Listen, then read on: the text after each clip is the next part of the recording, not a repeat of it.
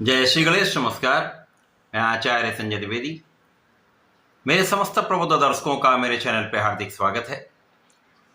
प्रिय दर्शकों, आज मैं गुरुदेव बृहस्पति के राशि परिवर्तन प्रभाव को लेकर आपके सम्मुख उपस्थित हूं।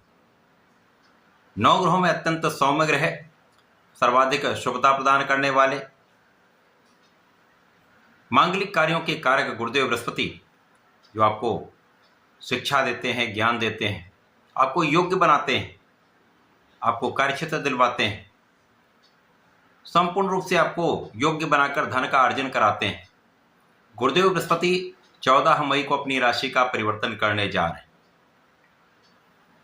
गुरुदेव सर्वाधिक बड़े ग्रह हैं। इनका किसी भी राशि में गोचर काल 1 वर्ष का होता है। 14 मई को ये मिथुन राशि में प्रवेश करने जा रहे हैं। यहाँ पर 1 वर्ष के लिए इनका गोचर काल मिथुन राशि में होगा। प्रिय दर्शकों, गुरुदेव बृहस्पति जब भी मिथुन राशि में पहुंचते हैं तो ये अत्यंत विशिष्ट प्रभाव प्रदान करने वाला समय होता है, क्योंकि गुरुदेव बृहस्पति और बुध का अति विशिष्ट संबंध है। बुध की दोनों राशियों के लिए गुरुदेव बृहस्पति 2 केंद्र के स्वामी होते हैं। ये अत्यंत प्रभावशाली तथा विशेष परिवर्तन है। गुरुदेव बृहस्पति बुध के साथ जब भी योग बनाते हैं, किसी प्रकार का कोई संबंध बनता है, उसकी राशि से कोई संबंध बनता है, तो ज्ञान, धैर्य, विवेक के साथ साथ बुद्धि का बल, वाणी का प्रभाव अत्यंत विशिष्ट हो जाता है, जिसका प्रभाव समस्त राशि के जातकों को प्राप्त होने वाला है। आज मैं तुला राशि के लिए गुरुदेव बृहस्पति के इस राशि परिवर्तन का तथा गुरुदेव के इस समय में अतिचारी अवस्था में आने के पश्चात किस प्रकार का प्रभाव प्राप्त होगा, किन किन भावों में प्रबलता आएगी, इस समय का आप कैसे लाभ ले पाएंगे, यदि कहीं पर कोई अवरोध या समस्या है तो उसका क्या निराकरण है, संपूर्ण विश्लेषण मैं पूर्ण तर्क के साथ करने जा रहा हूँ। प्रिय दर्शकों, इस राशिफल को आप अपने लग्न तथा राशि दोनों के अनुसार देख सकते हैं। तुला राशि के लिए यदि हम अवलोकन करें तो तुला राशि शुक्राचार्य की राशि है, जो दैत्य गुरु हैं। देवगुरु बृहस्पति का दैत्य गुरु के साथ मित्रवत संबंध नहीं है। यहाँ पर गुरुदेव बृहस्पति तुला राशि के लिए पराक्रमेश है तथा षष्ठम भाव के स्वामी है। पराक्रमेश तथा षष्ठेश का गोचर आपके भाग्य भाव में प्रारंभ होने वाला है। अभी तक गुरुदेव बृहस्पति का जो गोचर चल रहा है वो आपके अष्टम भाव में है। अष्टम भाव जो पितृक भाव है, निर्बलता का भाव है। यहाँ पर गुरु का संपूर्ण प्रभाव को प्राप्त नहीं हो पा रहा था। अब ये आपके भाग्य भाव में जाएंगे तो निश्चित रूप से यहाँ पर मिथुन राशि में जब इनका प्रवेश होगा, अति विशिष्ट संबंध यहाँ पर आपको प्राप्त होने वाला है, जब गुरुदेव बृहस्पति इस भाव को प्रबलता देंगे। गुरुदेव का प्रभाव यहाँ भाग्य का साथ दिलवाने वाला होगा। गुरुदेव का प्रभाव यहाँ पर आपको धर्म के मार्ग पर चलाने वाला होगा। गुरुदेव का प्रभाव यहाँ पर आपको संपूर्ण रूप से आध्यात्मिक बनाने वाला होगा।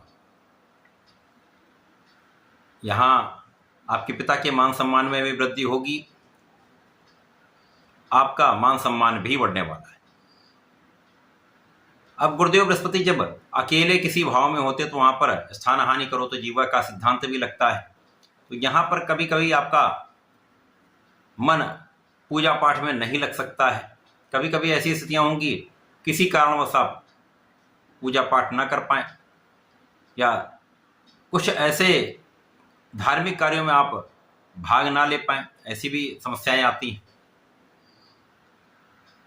लेकिन यहाँ पर कुल मिलाकर गुरुदेव का प्रभाव आपके लिए एक अच्छा प्रभाव देने वाला है, आपको प्रभावशाली बनाने वाला है। गुरुदेव की 3 दृष्टियां हैं, जिसमें प्रथम दृष्टि का प्रभाव आपके लग्न पर होगा, जिसके कारण बहुत सारी समस्याओं का निराकरण होगा। गुरुदेव जहां पर होते हैं उससे अधिक कई गुना अच्छा प्रभाव आपके गुरुदेव की दृष्टि प्रभाव का प्राप्त होता है। गुरुदेव का प्रथम दृष्टि का प्रभाव लग्न पर, तृतीय का प्रभाव अपने पराक्रम के भाव पर होगा, तृतीय का प्रभाव पंचम भाव पर होगा। तो ये तीनों भाव अत्यंत विशिष्ट हो जाएंगे, जहां पर आपकी स्वास्थ्य समस्याएं कम होंगी, आपके बुद्धि का बल अच्छा हो जाएगा, आपके ज्ञान का भाव विशिष्ट हो जाएगा, आपका मन का विचलन समाप्त हो जाएगा, मन में स्थिरता आएगी, आपका आत्मबल अच्छा रहेगा, आपका धैर्य बढ़ जाएगा, आपके अंदर विवेक का भाव जागृत हो जाएगा। अब जब आपकी लग्न प्रबल हो जाती है तो समस्याएं अपने आप कम होने लगती हैं, क्योंकि आप अपनी समस्याओं का निराकरण करने में समर्थ हो जाते हैं। इसी प्रकार से इस समय गुरुदेव आपको महापराक्रमी बना रहे हैं, आपको परिश्रम करने के लिए संपूर्ण रूप से प्रेरित करेंगे। अब यहाँ पर लग्न भी अच्छी है, स्वास्थ्य समस्याएं कम हो जाएंगी, तो आप अपना संपूर्ण प्रयास कर पाएंगे, तो परिश्रम का संपूर्ण लाभ भी आपको प्राप्त होगा। अब यहाँ पर भाग्य का साथ परिश्रम अच्छा रहेगा तथा लग्न भी प्रबल है, तो समस्याएं अपने आप कम हो जाती हैं। इसके साथ ही साथ गुरुदेव का प्रभाव यहाँ पर आपके ज्ञान में वृद्धि करने वाला है। शिक्षा ज्ञान में सफलता मिलेगी, आपके ज्ञान के स्तर में वृद्धि का संपूर्ण योग बन रहा है। जो लोग प्रतियोगिता परीक्षा की तैयारी कर रहे हैं, नौकरी के लिए प्रयासरत हैं, उनके लिए एक अच्छा योग है, जब आपके कार्य में आपको सफलता की प्राप्ति हो सकती है। केवल प्रयास करने की आवश्यकता है। यहाँ पर संतान पक्ष बलवान रहेगा, आपको संतान सुख प्राप्त होगा, संतान से भी लाभ का योग यहाँ पर बन रहा है। इसी प्रकार से गुरुदेव का संबंध यहाँ पर आपके अटके हुए काम, जो कहीं पर अवरुद्ध कार्य थे, उनको बनवाने वाला है। कुछ यात्राएं आपकी कराने वाला है। यात्राओं में कुछ थकान की स्थिति हो सकती है, अनावश्यक यात्राओं से आपको बचना चाहिए। यात्राओं में अनावश्यक व्यय हो सकता है, इनसे आपको बचना चाहिए। इसी प्रकार से समय आपके अच्छे मित्रों का साथ मिलेगा, अच्छे बुरे का आकलन करके आप विचारशील होकर निर्णय करने वाले हैं, जो आपके लिए अत्यंत लाभकारी होने वाला है। इसी प्रकार से आपके नौकरी में नए मार्ग मिल सकते हैं, नई अपॉर्चुनिटी आपके पास आ सकती है। इस वर्ष में अब क्योंकि एक वर्ष का ये गोचर काल है, यहाँ पर अक्टूबर माह में गुरु का परिवर्तन कर्क राशि में हो जाएगा, जहाँ पर ये अपनी उच्च राशि में होकर आपके कर्म भाव में होंगे।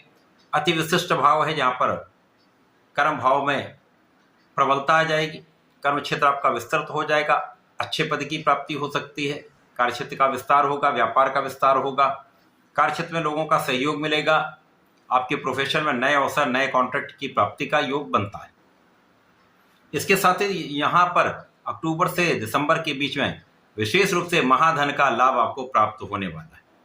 पिता का सहयोग मिलेगा, पैतृक संपत्ति से लाभ मिलेगा, परिवार का सहयोग मिलेगा तथा आपकी वाणी आपके लिए विशेष रूप से प्रभावी रहने वाली है।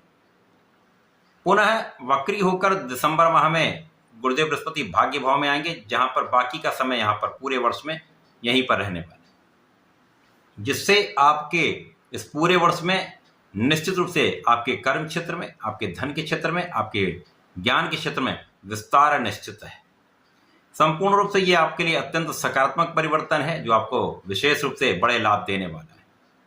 इस पूरे समय में आपको नियमित रूप से भगवान भोलेनाथ की आराधना करनी चाहिए। ओम नमो भगवते वासुदेवाय का एक माला का जप करना चाहिए, तब भगवान भोलेनाथ के नमः शिवाय पंचाक्षर मंत्र का जप अवश्य करें।